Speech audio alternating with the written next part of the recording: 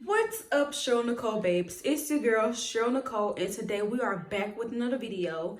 If you guys are new and you have not subscribed yet, please make sure that you hit that subscribe button. And if you are not new, you know how we do, girl gang.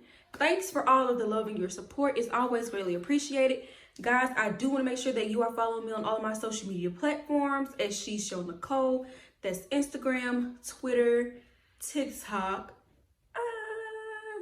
Make sure that you are following. So guys, as you can tell by the title, I'm basically going to be telling you or giving you the steps to buying a portable shed and why I chose not to do a studio or a storefront.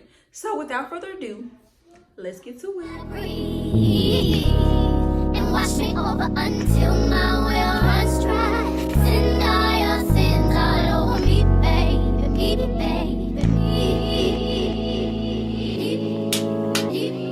Okay, so I'm just gonna start by speaking about why I did not get a storefront or like a studio in the city or town rather that I'm in. First of all, sources or resources are very limited. There aren't many options for you to go and get like studios. And if I did, it wouldn't be in this town. It'd be like in a separate town that's probably like 30 to 40 minutes away. And I didn't want that because I wanted to offer all of my services and have my business in the town that I live in.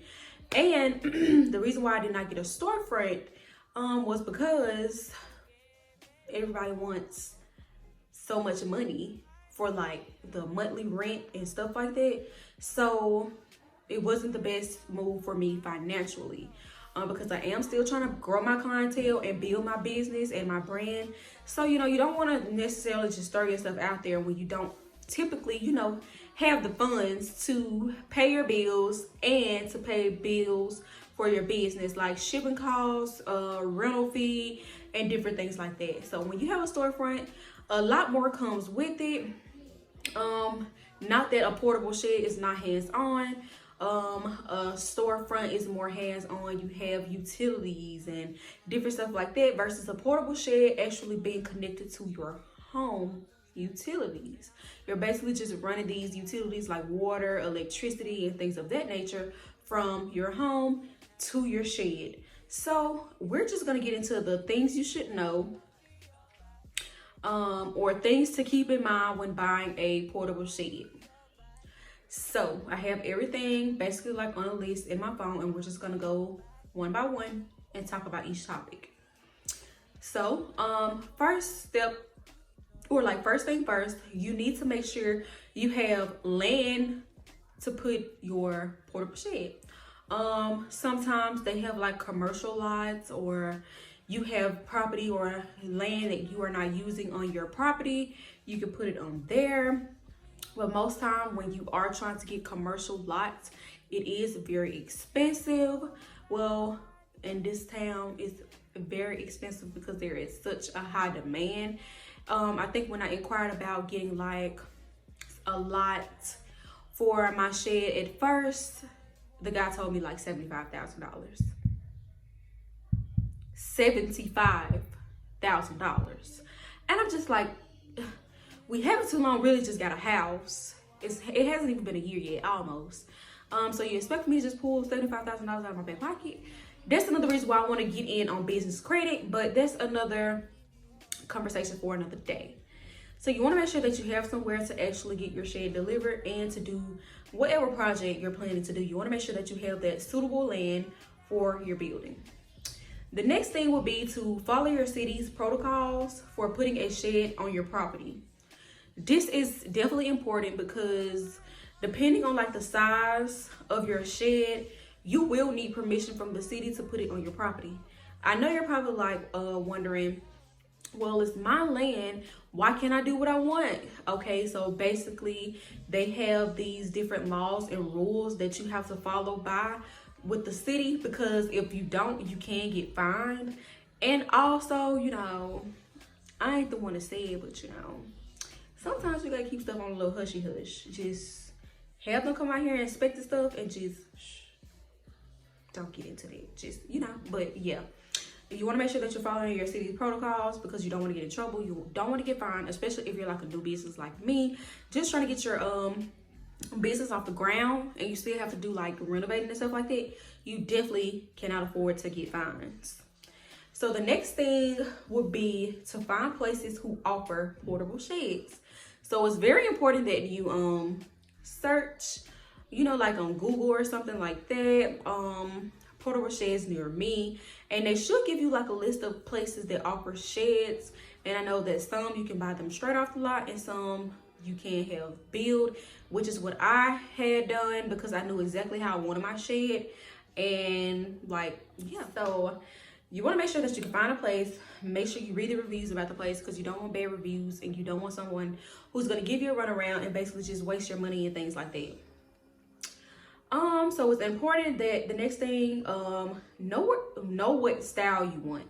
When I say style, you need to know everything from like the outside, like the color, the trimming, the roof type, the door, the windows. Like you need to have it already in your mind, like how you want your shed to be. So me personally, I started my search a few months back, and I seen a larger shed of the version that I have now.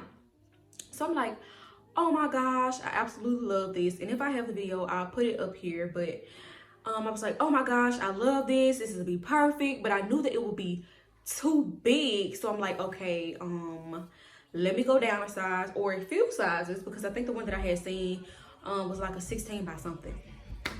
So the one that I actually have is a 10 by 24, and it fits perfectly, and it's gray. Has a metal roof. It has one door, 2 windows, and of course it has like the unfinished touches, like just the wood. So I still have to go in and do like insulation and putting flooring down and getting an air conditioner, doing the electricity. I don't know if I want to put water in there just yet because we do have like an outside bathroom that I'm gonna like fix up and do like a DIY type project so my clients can use but also feel comfortable as well. So that's just another thing to keep in mind, because you want to make sure that everything is to your liking. Like you want to absolutely love the building that you're going to get, because you probably plan to spend the next 2 to 3 years doing business out of this. And if you have clients like me, then you want to have something that's very presentable, that's something like chic. Like it depends on what style you're trying to go for. So that's why you need to write these things down before you begin your search, or once you begin your search, you can kind of get like some details of different buildings. And if you do decide that you want to get a shed build, then that'll be perfect. So we already talked about what color you would like, paint, trimming, roof type, windows. You also need to keep in mind estimated time to build if not bought off the lot.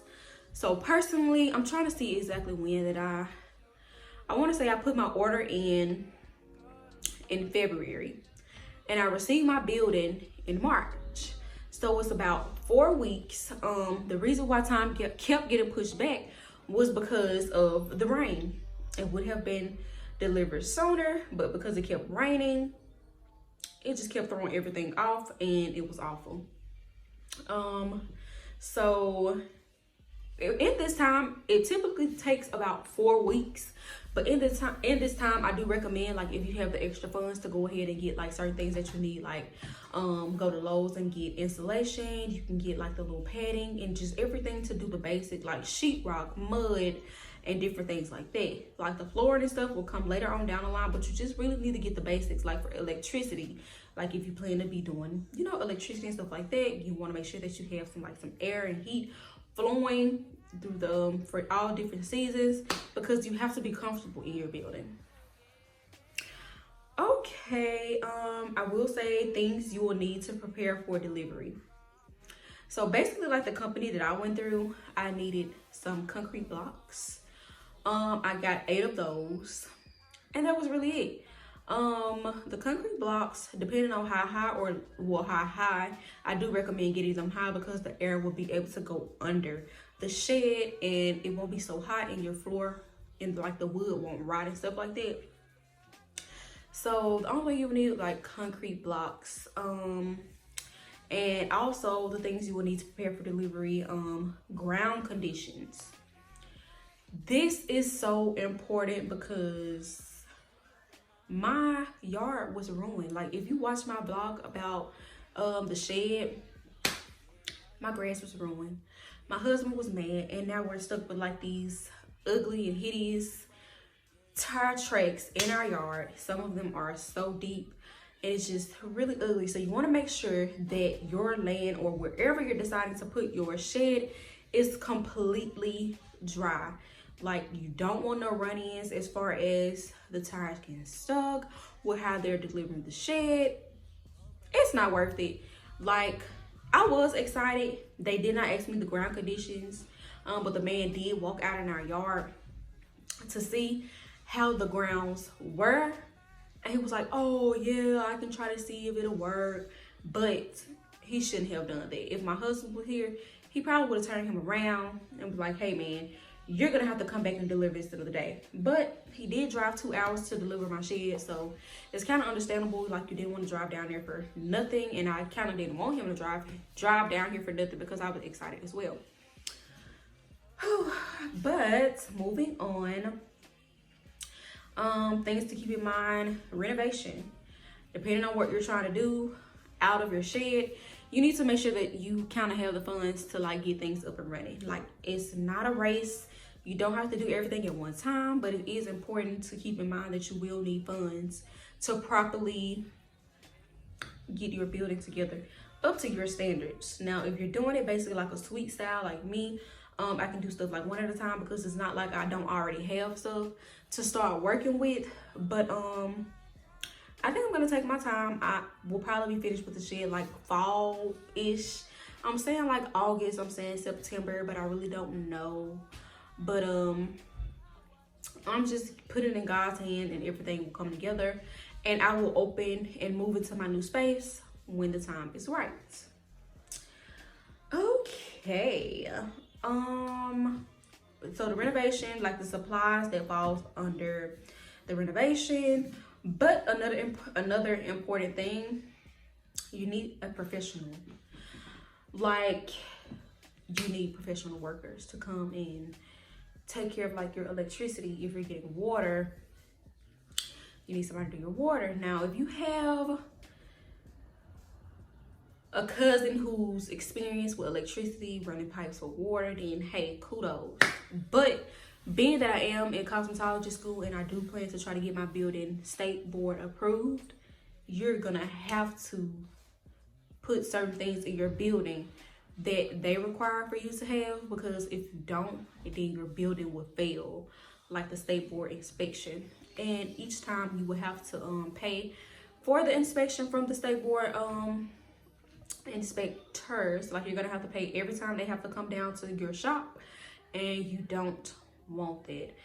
As far as the things that I have listed on this video today, I don't think there's anything else that I could possibly, you know, think of right now that you guys need, because obviously if you have already started and you have already been servicing clients, 9 times out of 10 you are already up a few steps because you already have certain equipment for your clients. So it's all about getting in there, getting everything set up how you would like. If you're gonna be ordering furniture, you're gonna be making it just look really, really nice. It's all about you, the pace that you want to go, whether or not your finances allow. Like, excuse me, it's definitely up to you. So guys, I truly enjoyed coming on here, just basically giving you some tips and telling you some things you should know when you're looking for a portable shed. And if you guys have any questions, please feel free to comment below and ask them away. Please make sure that you like this video. Make sure that you have subscribed to my channel if you have not. And yeah, I'll see you guys tomorrow.